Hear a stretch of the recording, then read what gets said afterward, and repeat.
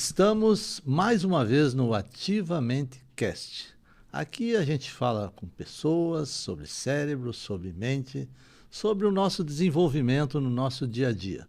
Como que nós podemos tonificar a nossa mente para que a gente tenha resultados melhores. E hoje nós vamos falar sobre pessoas, mas também sobre negócios.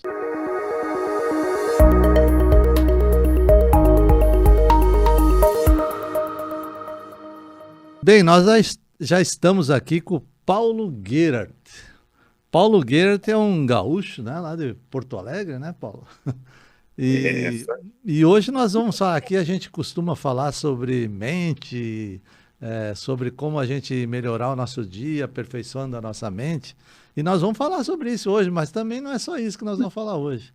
Hoje nós vamos falar sobre negócios também, né? O Paulo é um especialista em empresas, né? Em marketing estratégico, né? E mestre em management, certo, Paulo? É isso aí. E além disso, ele já foi professor de diversas instituições de ensino superior, como Unicinos, Ubra, né? Senex, que é o Centro de Excelência Empresarial do Rio Grande do Sul, né? E reside em Porto Alegre. Além de escritor, né, Paulo? Vários livros publicados, que nós vamos falar aqui sobre eles, né? Palestrante, enfim, hoje nós temos muita coisa para aprender com o Paulo aqui. Então, Paulo, fala um pouquinho aí, como completa essa apresentação aí que eu comecei agora contigo. Muito bem. Eu comecei com uma formação em engenharia elétrica, né? Fiz a engenharia elétrica aqui na URGS, estudei em colégio militar, 9 anos. Depois eu fui para a engenharia elétrica aqui na URGS. A gente sabe como é que é naquela época, a gente escolhe pela nossa fortaleza, como eu era muito bom em matemática, fui para a engenharia, né? Sim. Mas aí depois trabalhei 9 anos na indústria, na área de telecomunicações. Como engenheiro eletrônico. Isso, como engenheiro eu trabalhei numa indústria de telecomunicações. Sim. Era uma das indústrias líderes aqui de fabricação de modems e equipamentos de rede.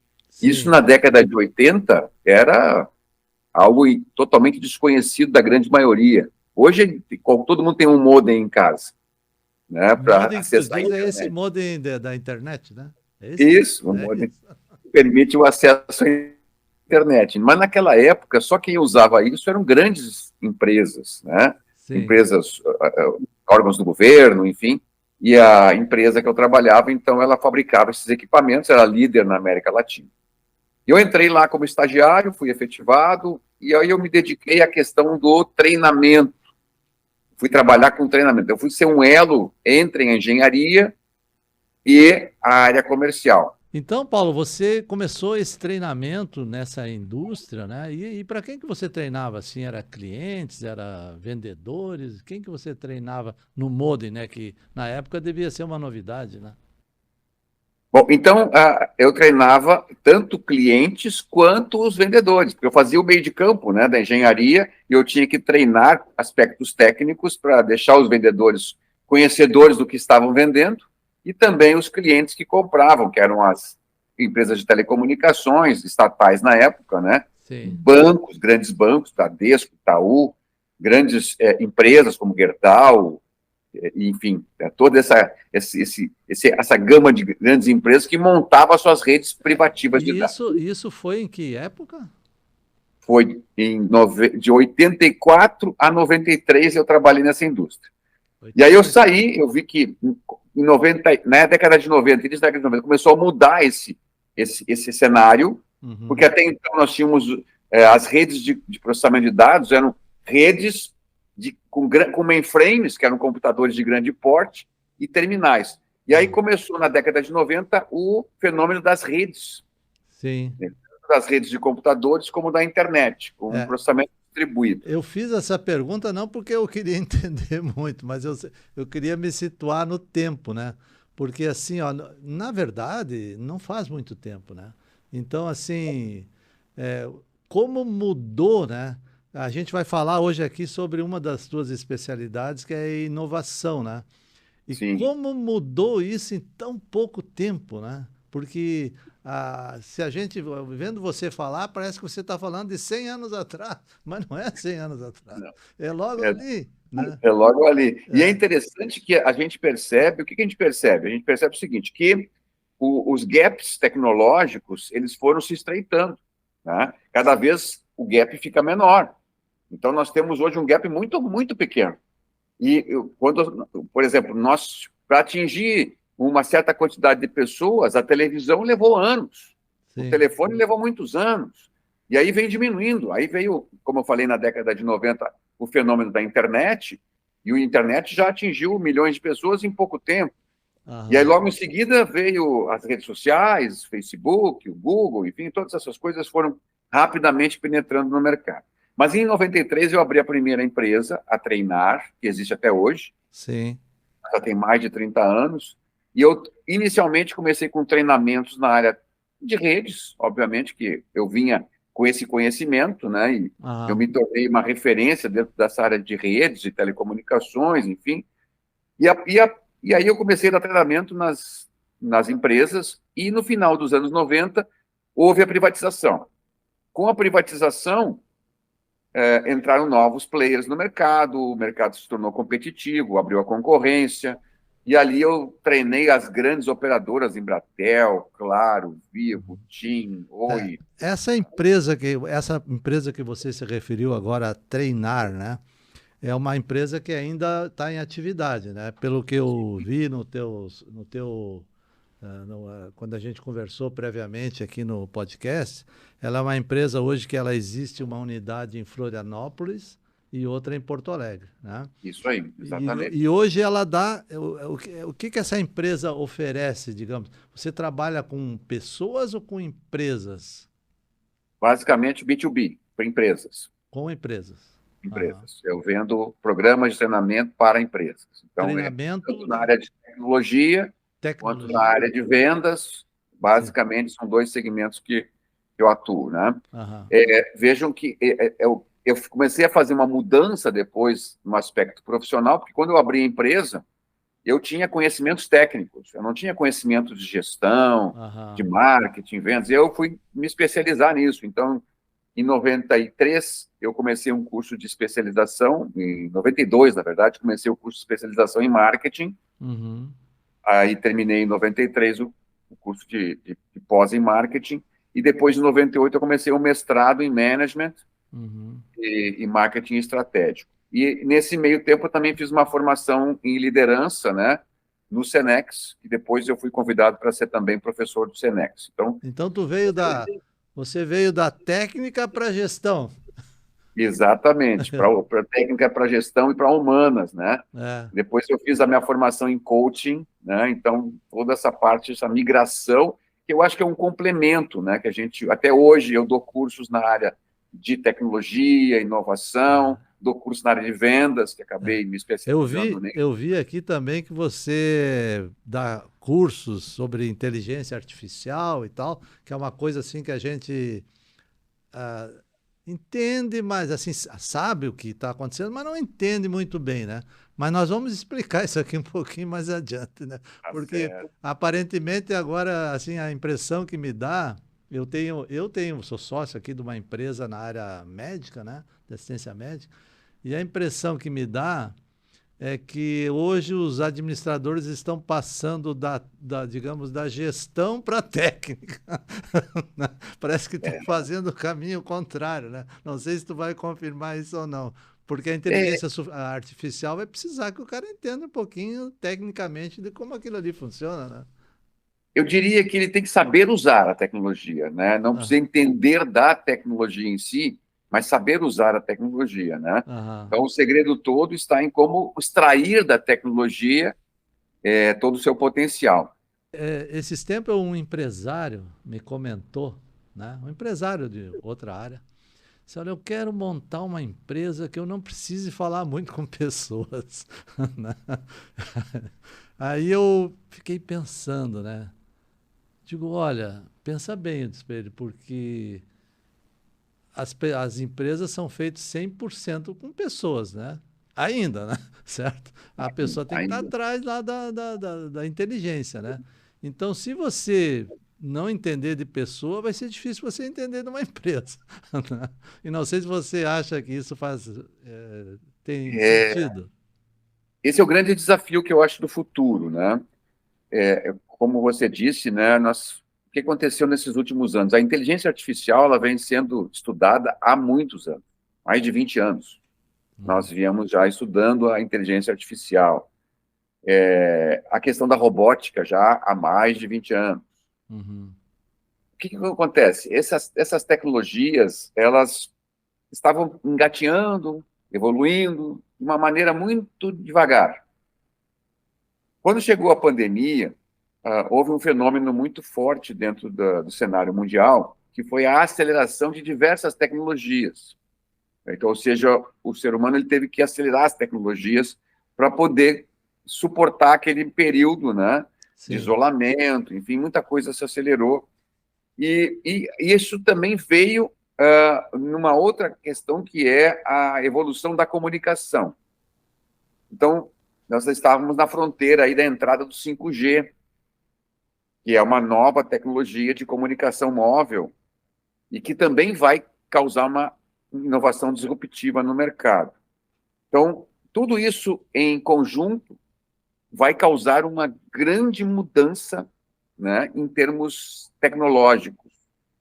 E aí isso vai atingir muitas coisas, vai atingir a sociedade como um todo, os comportamentos, porque até então a gente vinha em mudanças incrementais.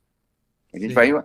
foi evoluindo em mudanças incrementais, entrou a internet, entrou as redes sociais, aí foi aumentando a velocidade, aí começamos a fazer streaming pela rede, mas a gente foi assimilando isso, porque as coisas foram incrementais. Mas agora nós estamos na fronteira de uma grande mudança disruptiva. E isso tudo associado, inteligência artificial, robótica e IoT, que é a internet das coisas, e o 5G, que vai permitir essa alta velocidade e rápida, quase que instantânea. Imagina que hoje no 4G, nós levamos em torno de 100 milissegundos para a informação chegar do outro lado. No caso do 5G, vai levar 1 milissegundo. Ou seja, num piscar de olhos, a informação chegou do outro lado. Isso Sim. vai na tua área de saúde, por exemplo, Arnone, possibilitar a questão da telecirurgia, que até então é algo que ainda não é possível, porque o Sim. tempo de retorno, o tempo de resposta ainda é alto para esse tipo de aplicação. Sim. Então, são coisas que vão evoluir, e, por exemplo, toda essa parte da indústria 4.0 vai evoluir muito com a questão dessas novas tecnologias. Tá, e Então, vai. aonde entra. E aí eu te pergunto, né? Isso a gente tem noção de que isso está acontecendo, né? Mas aonde entra, digamos, o comportamento, né? Que você passou da técnica para a gestão, né? Onde é que o administrador de uma empresa, o proprietário, enfim, aquele que gere ali a empresa, como que ele, como é que ele tem que pensar nisso a partir de agora, né? Pois isso é um grande desafio, porque o que acontece? Como o mundo ele não para, as coisas continuam evoluindo e as tecnologias elas vão empurrando tudo para frente, ou as empresas elas buscam inovar, a inovação não é mais uma questão de, vou inovar, eu vou inovar daqui a um tempo. Não, você tem que inovar sempre agora. Agora é uma prerrogativa.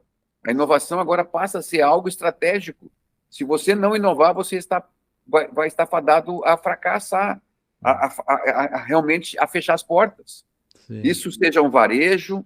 Hoje nós estamos ainda discutindo como é que vai ser o futuro do varejo, né? Com todas essas novas tecnologias que estão entrando de realidade virtual, realidade aumentada. Eu posso, de repente, fazer o meu e-commerce aqui, comprar na internet, experimentar minha roupa numa realidade virtual e não evitar de ir à loja, porque na era é, que. e como que você vê isso, por exemplo, a disposição, né, do gestor hoje para se integrar a essa tecnologia? Você que Tem dá que vencer, curso tem que nessa. vencer, tem que vencer uma barreira que é a resistência à mudança. Eu vejo assim ainda muitos segmentos resistentes à mudança. Sim, Tá? Então eles ficam. Por quê? Porque o mercado muitas vezes ainda está aquecido, eles estão vendendo, estão ali tendo um faturamento, só que dali na frente vai mudar tudo. E eles continuam parados sem fazer esse movimento de inovação. Aham. E certamente, se eles continuarem vamos dizer assim, nessa onda, eles vão cair. Vão ter E grandes. possivelmente venha gente vindo atrás, né? Tem Que vai gente vindo. substituir. Eu nunca vi. Hoje no Brasil tem mais de 22 mil startups. Sim. E são empresas inovadoras, que trazem soluções inovadoras ao mercado e que justamente atacam as coisas tradicionais, os negócios tradicionais. A forma com que tudo é feito hoje, ela acaba sendo ameaçada por essas novas tecnologias e pelos novos modelos de negócio. Aham. Então, assim, eu como estou transitando muito nesse ambiente de inovação, eu percebo assim que grandes corporações montaram as suas venture corporates, né?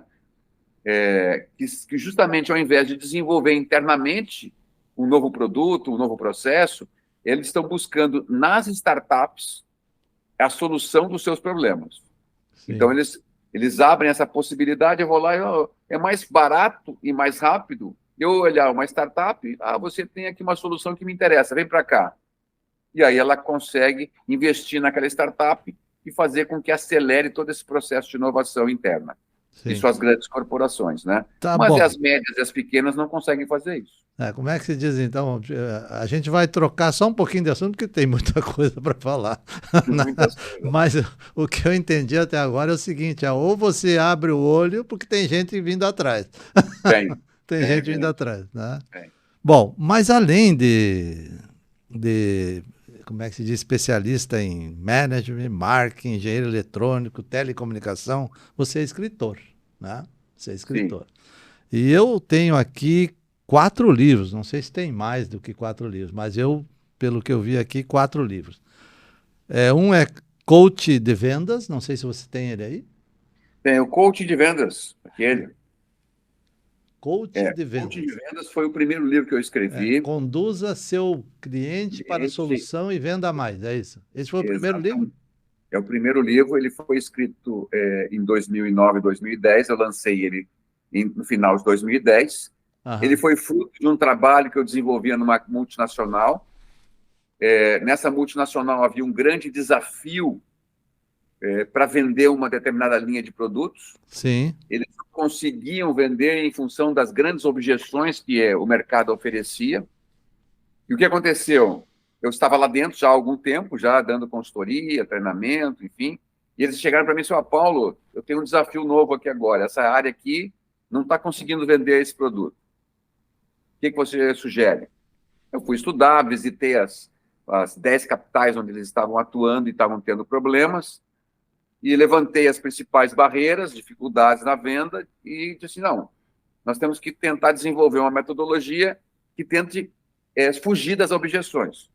Uhum. E aí eu desenvolvi um método baseado em perguntas. Sim. Então, eu tinha feito recentemente a minha formação em coaching, eu disse assim, eu vou usar aquilo que eu aprendi no coaching, as ferramentas do coaching, Sim, a conduzir o cliente para a solução que eu quero vender, mas sem oferecer aquilo que eu quero vender.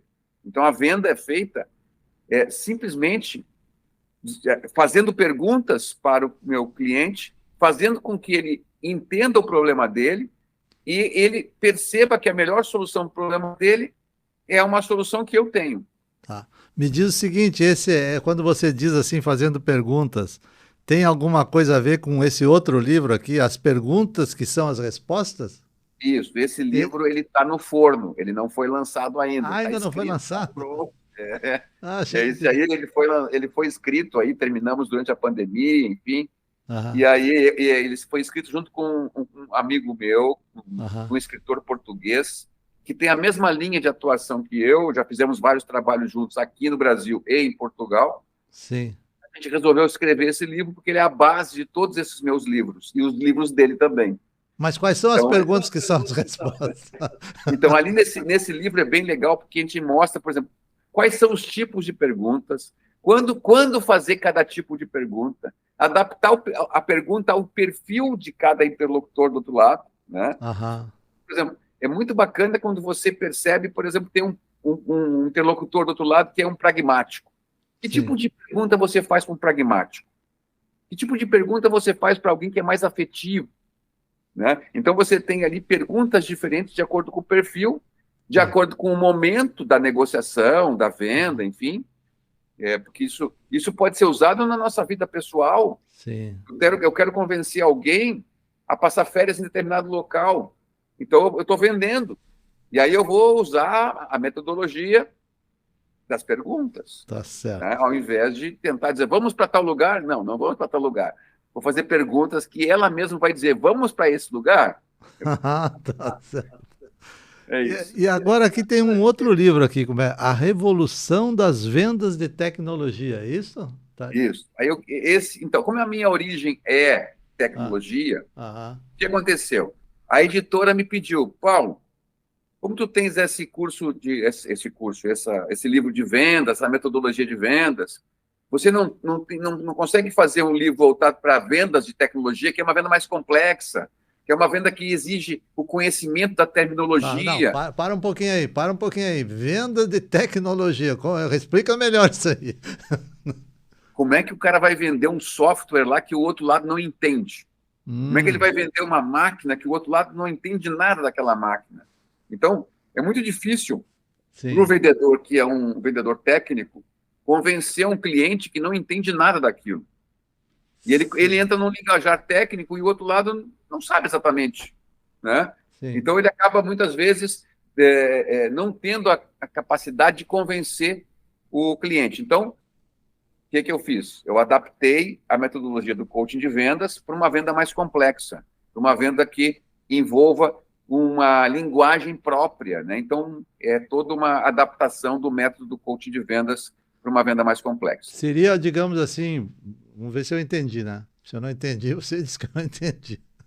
Seria mais ou menos como a tecnologia, a princípio, é uma coisa complexa. A princípio, né? Seria como, digamos, simplificar o entendimento daquilo que está sendo oferecido. É isso? Isso, exatamente. Tá? Então, é lógico que eu vou buscar fazer com que o cliente entenda o problema dele e como é que ele vai solucionar o problema dele usando uma solução que é tecnológica. Ele não precisa entender da questão da tecnologia, ele precisa entender como é que essa solução resolve o problema dele. Tá. Então, é isso que a gente foca, né? Mas aqui tem um outro livro ainda que a gente vai falar um pouquinho. As regras de ouro da nova percepção de vendas, é isso? Tá. Isso, é esse aqui, né? As regras de ouro da nova prospecção de vendas. Esse livro ele foi escrito em 2015, logo quando estava começando a parte, vamos dizer assim, do marketing digital. Como gerar leads, como eu consigo gerar leads, né? Usando a internet. Existe uma técnica chamada de account-based marketing, né? Que é um marketing todo baseado no tipo de conta que eu tenho dentro da empresa. Então, como é que eu trabalho com cada um desses clientes, potenciais clientes? Eu tenho lá um cliente que é um cliente estratégico para mim. Como é que eu trabalho com esse cliente estratégico? Como é que eu faço a prospecção dele? Eu tenho que ter uma estratégia para ele. Eu tenho outro cliente que é um cliente de médio porte, vamos supor, e eu tenho que trabalhar de uma outra maneira com ele, colocando alguns conteúdos de interesse dele, para que ele desperte o interesse dele e eu possa, então, começar a fazer um contato com ele. E tem um outro tipo de cliente, que é um cliente mais massivo, que talvez a própria internet faça a venda para ele, uma venda automatizada. Então, de acordo com o tipo de cliente, eu faço um tipo de prospecção. Então, são prospecções diferentes, utilizando a internet e o marketing digital de acordo com o tipo de compra. Muito, muito legal, né? Muito bacana. Muito, como é que se diz? Eu acho que eu vou ter que ler esses 3 livros. Acho que vai ser preciso.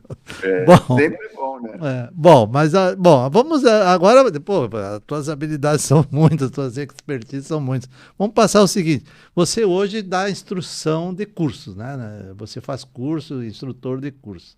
Vários cursos, eu vi aqui vários, né? Mas eu queria saber o seguinte: qual é a tua cereja do bolo? Qual é o curso que é a tua cereja do bolo? Bom, eu diria que eu tenho, assim, 3 cursos que eu vejo que são cursos que o pessoal me demanda bastante, que é o curso de vendas, que obviamente que é o curso do coaching de venda, a metodologia já apliquei em diversas empresas, nos mais diversos segmentos, desde o segmento de imóveis, no segmento de tecnologia, que eu já comentei aqui, no segmento de seguros, no segmento financeiro, no segmento de automóveis. Então, tem todos os tipos de varejo, né? Isso, hospital, eu já fiz até esse treinamento em hospitais, né? Que precisam vender lá um determinado tipo de serviço. Então, tem os mais diversos segmentos, eu já dei esse treinamento. O outro treinamento que eu vou dizer assim, já fui bastante demandado, é o treinamento que envolve a tecnologia, a inovação e a liderança. Como é que a liderança consegue lidar com a tecnologia? Como é que a liderança consegue lidar com as novas gerações que são mais tecnológicas? Né? Então, isso é uma questão muito interessante hoje, porque nas empresas nós temos equipes multifacetadas. Esses tempos eu fui dar esse curso em uma empresa, uma indústria, e nós tínhamos líderes dos mais diversas idades. Nós tínhamos líderes de 20 anos, nós tínhamos líderes de 50 anos. Sim. E as equipes deles eram diversas. Então, como é que um líder de 20 anos lida com uma equipe que tem geração Z, geração X, geração Y, todas reunidas numa única equipe? E a mesma coisa acontece quando um líder de geração X está liderando Z, está liderando Y, está liderando lá uma geração baby boomers. Como é que tá tudo isso? Então, esse treinamento ele tem uma saída muito boa também. E agora, recentemente, essas palestras que eu tenho dado sobre a questão da tecnologia e da inovação e o impacto em tudo. O impacto na sociedade, o impacto nos comportamentos, nos negócios. Novamente, é isso que a gente falou um pouquinho no início aqui. Né? Esses teus cursos, assim, são cursos de quanto tempo, mais ou menos? Então, eu tenho essas palestras, né, de 1h30, que geralmente de 1h30 a 2 horas as palestras, aos treinamentos que são de 8 horas, 16 horas, né, geralmente de 8 a 16 horas. E dá num dia, assim? Num dia? Isso, um dia. Ou dois? Eu dou num dia. Aí, se a pessoa quiser, se a empresa quiser uma parte prática, a gente faz uma parte prática e fica 2 dias, né? É muito legal, porque nem sempre eles conseguem, muita coisa online hoje em dia, né? Então, eu não consigo fazer muitas vezes a parte prática. Mas sempre é importante praticar. Você acha hoje qual que é o peso, assim, que você dá nos teus cursos para online e presencial? Como que você lida com isso? Diria hoje que tem mais de 60% dos meus cursos hoje são online. Online? Online. As empresas se acostumaram com isso, e aí por uma questão até de dispersão geográfica do público, o público está disperso geograficamente, sim. Por questões de custo. Não só o público está disperso, como as pessoas que trabalham nas empresas também estão dispersas, né? Isso, Então, eles estão lá, as pessoas... o fulano, onde é que está o fulano? O fulano está trabalhando em casa, lá não sei aonde. A outra está lá... Aí eu tenho que reunir todo mundo, isso tem custo. Né? Então, eles preferem fazer isso online. Agora mesmo, essa semana, eu estou dando um curso online. Sim. O pessoal tem... Eu tenho outro instrutor que está dando curso comigo, esse na área de tecnologia, né? E ele tá em Brasília, e o povo está em Sergipe, está em Alagoas, né? E a gente está dando curso aí, espalhado pelo Brasil. Mas isso é uma coisa boa que a pandemia trouxe, né? Isso, e, vamos dizer assim, beneficiado pelo avanço tecnológico, né? Porque se a gente pensar 10 anos atrás, esse tipo de coisa que a gente está fazendo aqui é impossível. Mas eu acho que a pandemia apressou isso, né? Eu acho que nós íamos chegar lá de qualquer maneira, mas não tão rápido, né? Com certeza. Aquilo que eu comentei lá no início, a pandemia ela acelerou todo esse processo de avanço tecnológico. É verdade. Tá, vamos continuar um pouquinho, né? Nós falamos no início ali de você também dar consultoria sobre inteligência artificial, essas coisas todas, que a gente ouve falar, vê alguma coisa, né? Principalmente no WhatsApp, né? Como é na interatividade ali do WhatsApp. Mas não é só isso, né? Muito, muito, muito mais do que isso. Mas a gente tem uma certa noção. E esses dias eu estava me lembrando de um negócio assim. Lá pela década quando você começou, lá pela década de 90, eu acho, 85 e tal, internet era uma coisa estranha, né? Uma coisa assim que E como é que se diz? Não, é o futuro, não sei o quê e tal, mas era meio estranho, né? Nas empresas, para você, é um negócio meio estranho, né? Certo? E hoje, o que que a gente vê, né? Que nenhuma empresa e nem eu acho que nenhuma pessoa, né, consegue viver sem internet, né? Agora estão falando que vai haver um apagão da internet, não sei quando. Se houver um apagão da internet, vai ser um caos, né? Caos Vai ser um total. caos total, né? Então ninguém hoje consegue viver sem internet. Ou fazendo conexão, ou fazendo, usando alguma coisa, ou no seu contabilidade, sei lá, na sua venda, em qualquer coisa, né? 100% internet. E aí eu me lembrei, será que isso vai acontecer com a inteligência artificial? Eu acredito que sim, É? né? Porque a Em quanto questão tempo? Em quanto tempo? é porque o que acontece? As gerações, né? Aquilo que a gente fala das gerações. A geração dos millennials, eles nasceram no mundo da internet, né? Nasceram conectados à internet. Eu tenho em casa, eu tenho 5 filhos, né? Hum. Todas as gerações em casa. Ah, O mais velho tem 35, o mais novo tem 9, nossa. né? Então tu já, Eu tenho tu tá fazendo uma experiência pessoal. isso, exatamente. Eu faço todo o treinamento em Em casa, né? treinamento em casa. Com a minha equipe multifacetada, Tá né? certo. Por várias gerações. Então, a gente percebe, por exemplo, o mais novo é totalmente conectado. Ele está conectado às telas, né? Ele está conectado no game, está conectado na TV, está conectado no tablet, está conectado no celular, está conectado, Aham. né? Então, a inteligência artificial ela vai vir e ela vai entrar, na verdade, dentro desse ambiente que ele já está conectado. E simplesmente hoje ele já fala com a Siri, já fala com a Alexa, Aham. porque isso são inteligências artificiais já. Ela já fala, né? Então, daqui a pouco, ele vai ser natural para ele falar com a máquina e a máquina dar respostas, né? Sim. Como a gente hoje fala com o chat GPT. Então, a gente dá um prompt para o chat GPT e ele te dá uma resposta, né? Uhum. E isso é apenas o início. É. Nós temos vários, vamos dizer assim, iniciativas aí de desenvolvimento dessas inteligências artificiais e que são assim, você olha para aquilo, tem um humanoide chamado Ameca, que Sim. ela é uma humanoide, né? Ela inclusive teve numa reunião com a ONU agora há meses atrás ela foi perguntada como seria o futuro e ela respondeu: se vocês continuarem assim, a inteligência artificial vai dominar o planeta. Ela Vocês têm, respondeu. vocês têm que Ela, estudar mais. ela respondeu. Não foi ninguém que respondeu por ela. Ela respondeu, Sim. né? Então, isso são coisas assim que tu fica... Aquilo que eu falei no início. Nós temos que usar a tecnologia para o nosso benefício. Nós não podemos entregar, né, e fazer com que a tecnologia nos domine. Tá. Isso é o grande desafio. E quando você vai fazer uma palestra, né? Que eu imagino que são pessoas multifacetadas, como você falou, né? Pode ter de uma geração ou de outra geração. Não sei se você estratifica isso nas suas Pergunta, palestras ou não, né? sempre pergunto. Eu É, sempre pergunto quem é da geração Baby Boomers, é, X, Y, Z, é. Alpha. Tem, Tá, sim. mas aí, qual, digamos assim, que você diz assim, quando você diz, olha, isso aqui eu vou ter que transformar a cabeça deles com esse pensamento. Qual é esse pensamento? Pois então, eu vejo assim, o pessoal pensa assim, cara, esse cara é Baby Boomers. Esse cara, ele tem algum futuro profissional ainda? Tem. Eu sou da geração Baby Boomers. Uhum. Eu tenho que me manter atualizado. E se eu me mantenho atualizado, eu continuo atualizado, né? Dentro da linha que se tem hoje. Então, eu tenho que permanecer. Se eu ficar para trás, bom, aí eu vou ficar velho.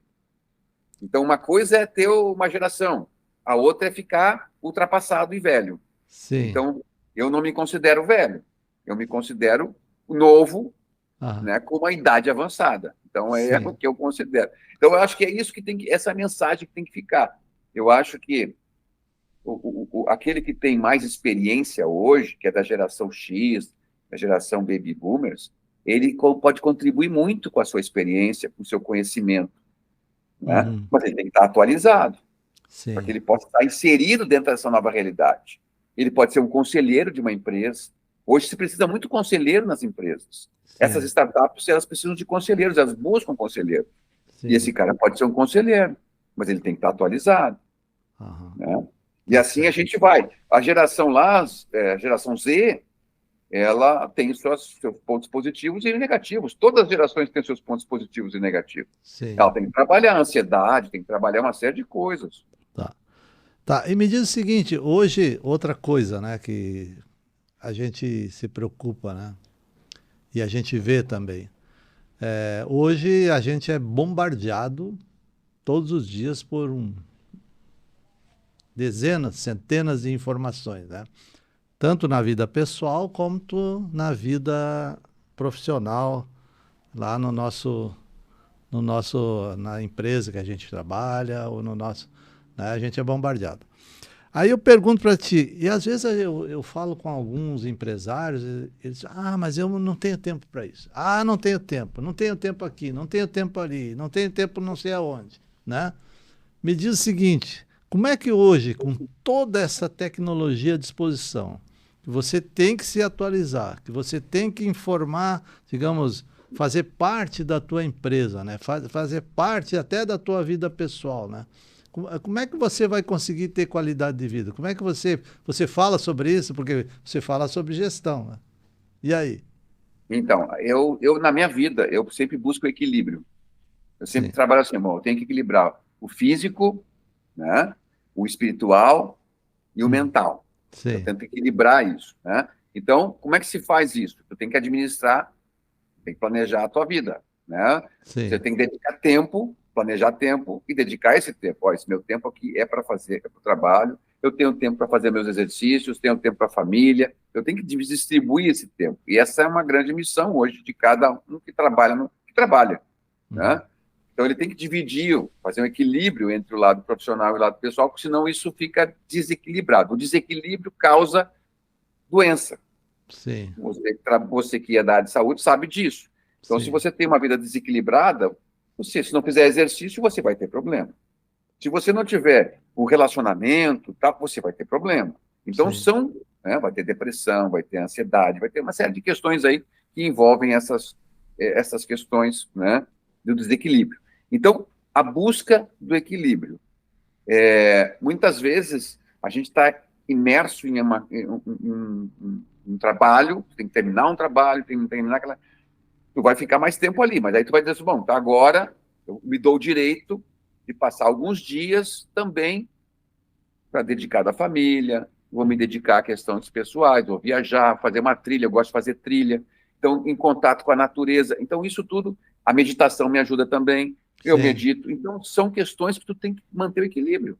Tá. Então você, por exemplo, que você que é um especialista nessa área e sabe como é que diz o a tsunami que vem vindo, né? Você acha que mesmo assim é possível equilibrar e ter É. uma. É uma dicotomia isso, porque a gente pensa assim, nossa, quanto mais tecnologia a gente tem que poderia nos dar mais conveniência e nos dá conveniência, a gente teria que ter mais tempo livre. Sim, Agora mesmo, eu falei para você, daqui mais um tempo, máquinas vão estar fazendo as funções de homens, de humanos, sim. né? Homens e mulheres, na verdade, né? Então, o que eles vão fazer? Eles vão ter mais tempo livre. Tá Mas eles certo. preenchem o tempo. A nossa tendência é preencher o tempo. E não, a gente não tem tempo, a gente preenche o tempo com alguma coisa. As pessoas hoje preenchem o tempo nas redes sociais, na internet, e acabam preenchendo o tempo. E aí a questão da qualidade desse tempo. É Sim. importante você saber como você investe o seu tempo.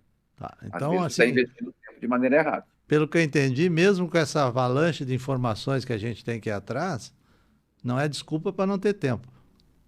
Exato. Não é Não desculpa. tem. Tá Não tem certo. desculpa. É a questão de administrar. Tá certo. Bom, com toda essa tua experiência, Paulo, conta aqui para o nosso pessoal que está nos vendo aqui no portal Fala Litoral, aqui no Norte de Santa Catarina, no nosso podcast, Ativamente Cast, né? Você tem alguma, vamos dizer assim, alguma história assim, de olha, isso aqui me marcou na minha carreira e me serviu como uma luz para outras empresas que eu atendo, outros cursos que eu faço. Tem alguma história para contar? Tem uma. Aí você vai ter que ter outro programa aqui Outro de entrevista. podcast? São muitas histórias. Porque Muitas histórias. a gente Quem empreende sabe que a vida de empreendedor elas são feita de altos e baixos, né? Então a gente erra, a gente acerta, a gente vai no fundo do poço, a gente sobe, a gente desce. E é essa montanha-russa de quem empreende no Brasil, principalmente, né? Mas eu tenho duas questões pessoais, eu acho que me fortalecem muito, né? Sim. Então, o meu segundo filho, que é o Guilherme, ele nasceu com problemas renais, né? Ele tem 2 rins mal formados. Teu segundo filho? É. Sim. Ele está com 29 anos hoje. Sim. Então, ele nasceu com os 2 rins mal formados. E eu me lembro, assim, quando ele nasceu, isso foi descoberto no ultrassom, né? Sim. E aí foi feita uma cesárea com 8 meses. E o médico me disse assim, olha, ele nasceu bem, né? Nasceu saudável, assim, tal, e eu fiquei feliz, e o médico disse, olha, não fica tão contente. Olha o que o médico me disse, às vezes eu Não fico bravo fica com o tão médico. contente. Fica tão contente porque ainda... Olha só o que o cara me disse, no dia do nascimento do meu filho. Onde é que você viu? Porque a qualidade de vida dele, não sei como é que vai ser. Poxa vida, eu fui num banho de água fria, daí eu fui lá pro banheiro, assim, cara, eu disse, não vai ser assim. Não vai ser assim. E aí, claro que ele teve várias dificuldades, funcionava 20 e poucos por cento, enfim. O primeiro ano foi terrível, os 10 primeiros anos dele foi à base de remédios para controlar, ele nunca fez diálise, mas ele tomava remédio para controlar as taxas. E aí, eu tinha até me separado já no primeiro casamento, e aí eu tinha me mudado para Florianópolis já também, eu estava no segundo casamento, e aí a médica me liga, isso foi em 2004, ela me liga assim, olha, precisa fazer o transplante. E aí, claro que eu voltei para fazer os testes, né? Eu e a mãe dele fizemos os testes, os 2 eram compatíveis, por sorte dele, né? E eu doei o rim para ele. Então, isso foi a primeira grande experiência que eu vejo, assim. E hoje ele está com 29 anos, Sim. né? Isso já faz o quê?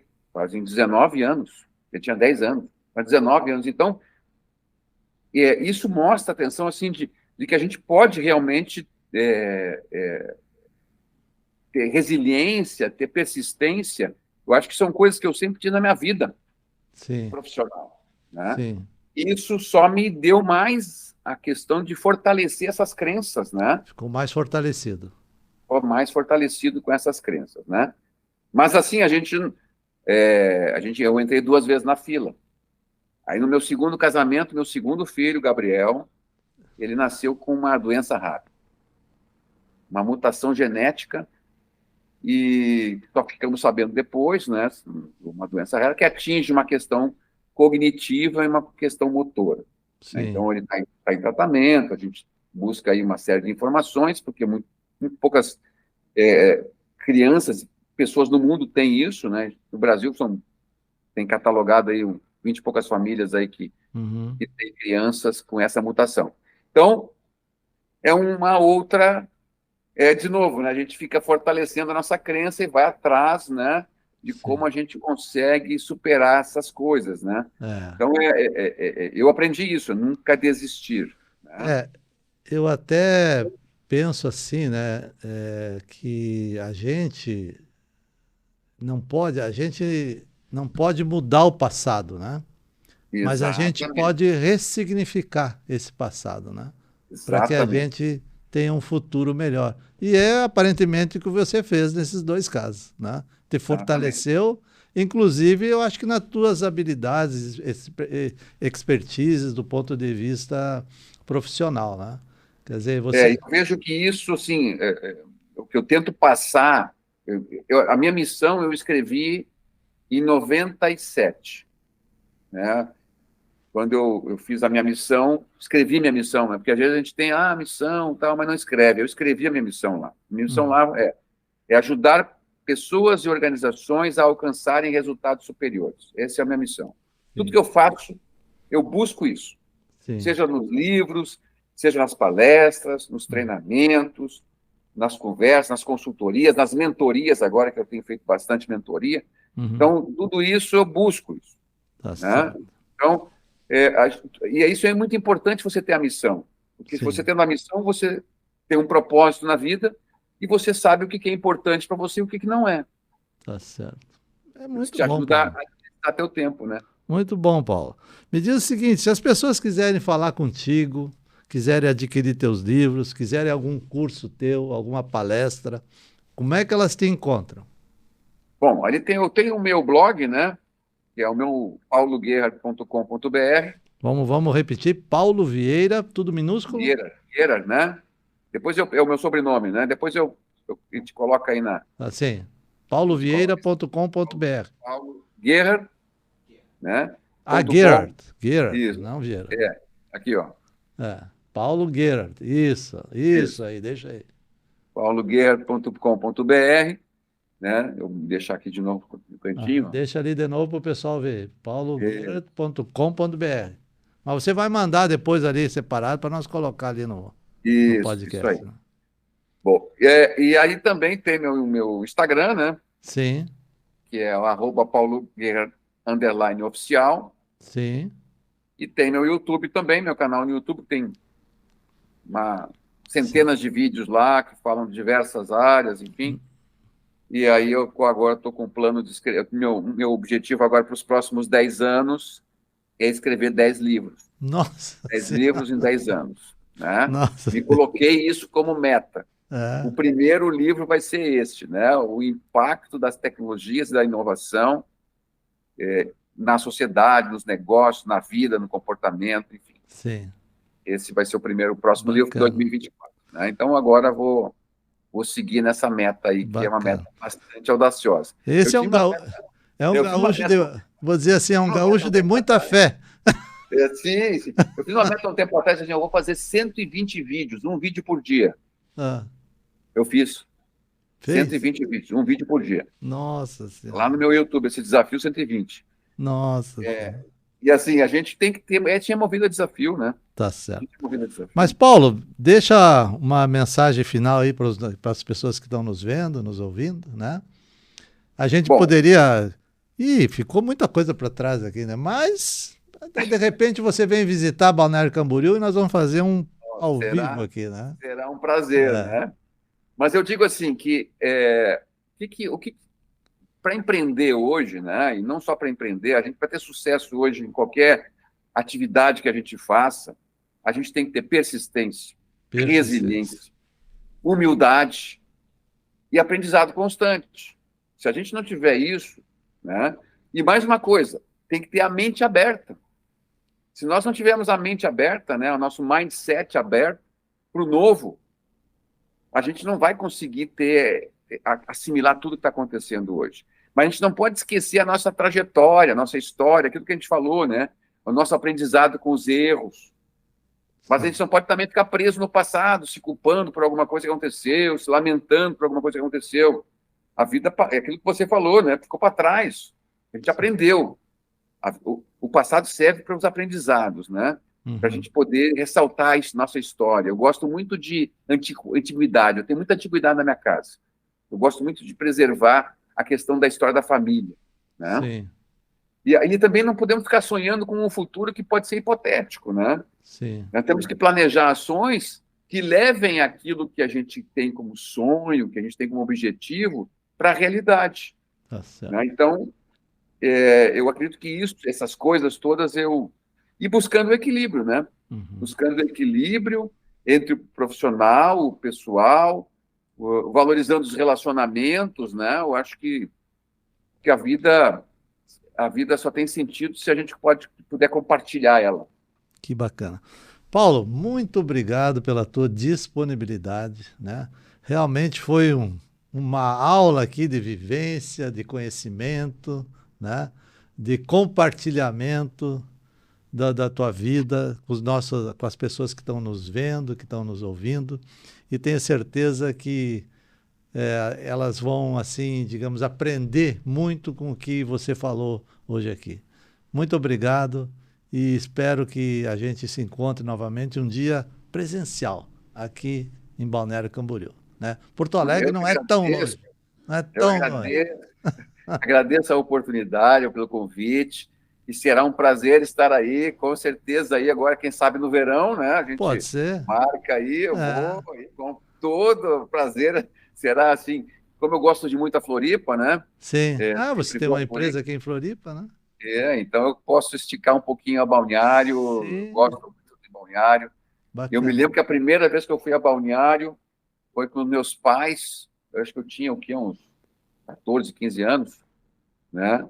E ele estava indo de viagem de carro, a família toda estava indo para Curitiba, norte do Paraná, que é onde tem a família dele lá, a família veio do Rio de Janeiro, Paraná. Então a gente fez uma viagem ali, e aí como nós saímos muito cedo daqui de Porto Alegre, ele quase dormiu na estrada ali, quando estava indo para 101, né? Ali perto de Balneário, e aí caiu assim no acostamento ali, aí a minha mãe disse, vamos parar por aqui. E eles estavam em Balneário. Aí nós paramos no hotel, ficamos lá no hotel em Balneário. Bacana. E aí, mas não vai Balneário. faltar oportunidade para nós nos encontrar aqui. Obrigado, Paulo. Eu agradeço. Um grande abraço.